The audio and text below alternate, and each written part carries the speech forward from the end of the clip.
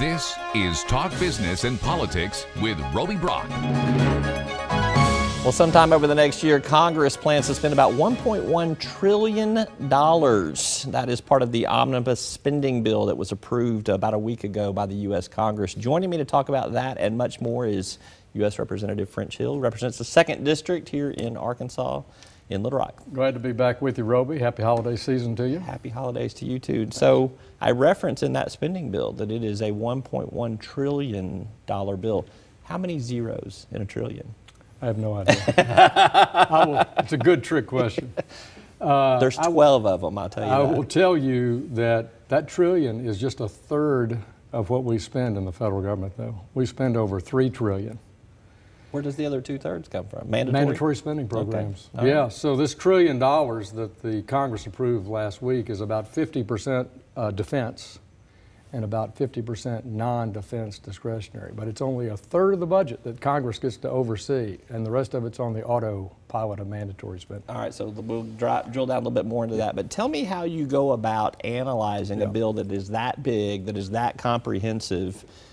Surely you do not have time to read it from start to finish. So well, what's the process? Yeah, first of all, on both the tax extenders bill that we passed last week too, which we'll talk about, and in the appropriations bill, the House has done their work. In other words, about 75% of the $1 trillion you referenced were bills that passed through committee in the House, were approved at the committee level and approved at the full House level.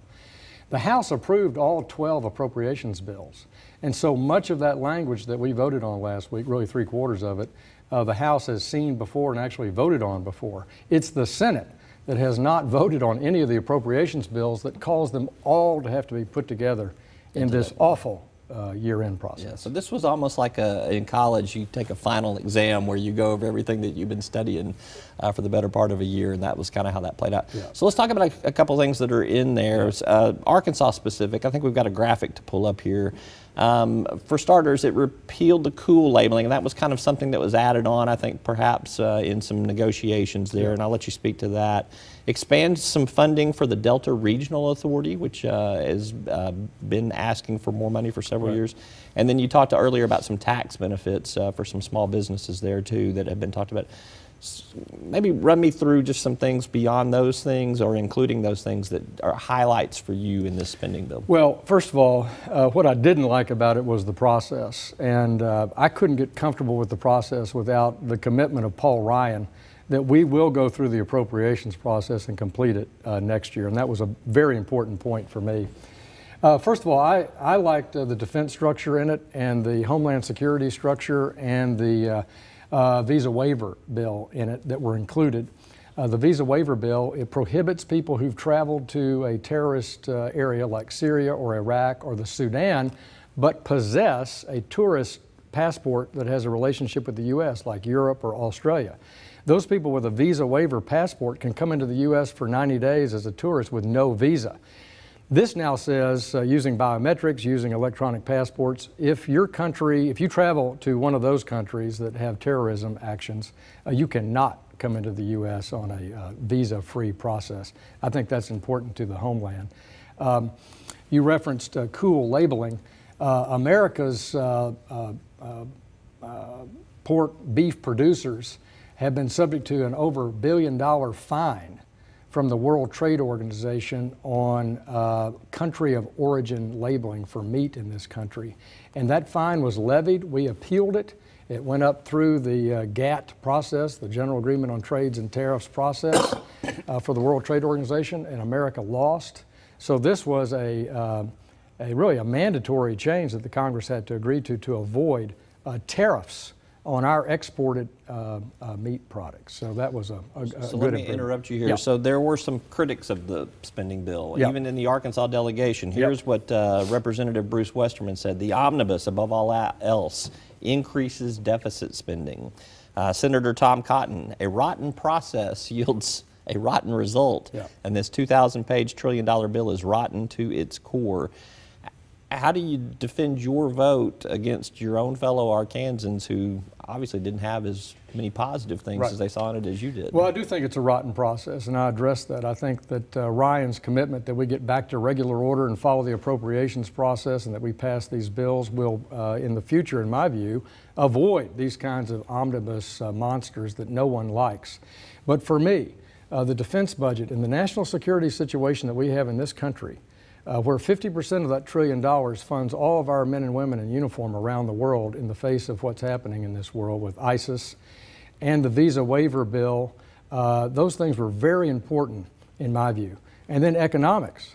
I think the lifting of the crude oil ban is an important economic, long-term economic improvement in economic policy in this country, and we got that in this bill.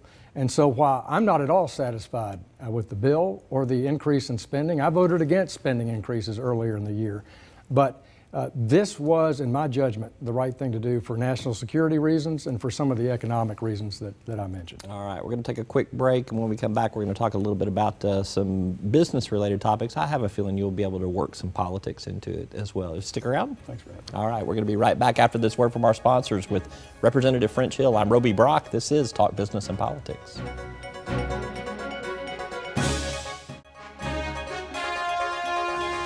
And welcome back to the program. I'm Roby Brock. We're with U.S. Representative French Hill, represents the 2nd District in Arkansas. All right, we talked a little politics before then, particularly the omnibus spending bill that has dominated some headlines over the last week and a half. Let's talk a little business. I got to get you to put your banker suit back on there. Is this one from the banker's days? Absolutely. All right, I like it. The Federal Reserve, first time in 9 years, decides to raise interest rates. Just a little 1/4 percentage point bump there in the Fed funds rate. What was the significance of that to you? Well, I think it's significant that they've finally taken the decision.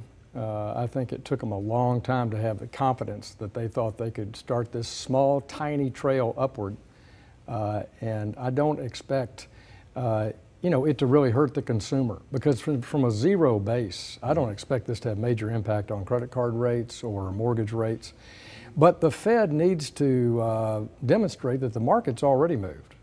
Short treasuries and other instruments of 2 years or less have moved up over the last few months, and I think that's given them the confidence, along with economic performance, that they can take this tiny first step. So we've seen some growth in job numbers. We've seen some lowering of the unemployment rate. We've seen some decent numbers in even some wages have been adequate, maybe not great. So you see their move as more of a vote of business confidence? I think they're giving business confidence, but I have to tell you, Roby, from looking at rail card loadings last month and the manufacturing ratio that slipped below 50% back in November, it's concerning to me that maybe the economy in the industrial area is not quite as strong as the Fed thinks, but they believe that there's enough confidence in the business environment to make this move, which is good. All right, so let's talk to on late this week, we found out that the GDP was revised for the final time from 2.1% to 2%. Not great growth, certainly not as strong as we saw in the second quarter, which was I think above 3.4, something like that. But it's still moving in the right direction. Should we be confident in that? Should we appreciate it? Well, I think we should always appreciate positive numbers in GDP growth, but ever since the market peaked in the 06 to 07 timeframe and then began to recover in the first quarter of 2009, we've had a subpar recovery in income and in jobs. And, think how many years ago we're talking about now. This has been a very slow, subpar recovery.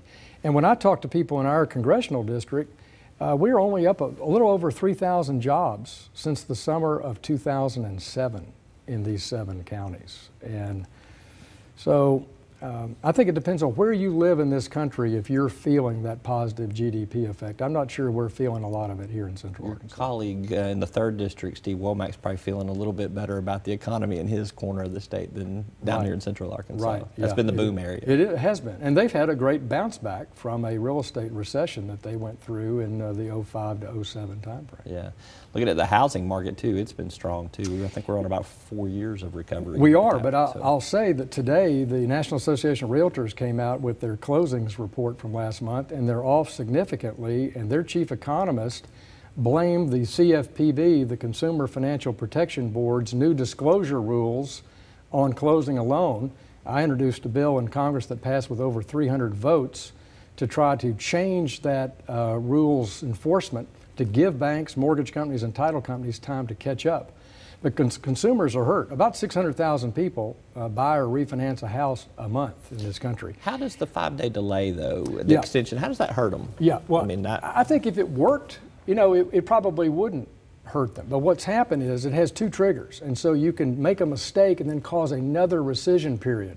And so you're seeing 10, 15-day longer closing dates, which hurt you when you're trying to do a simultaneous closing.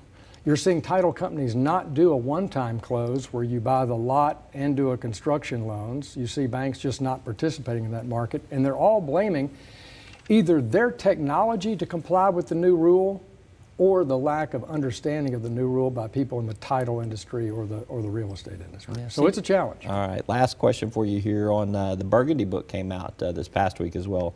48% of business and companies surveyed in that Burgundy book, which covers a large swath of Arkansas, 48% expect economic conditions to be better in 2016 than in 2015. Only 14% expect economic conditions to be worse.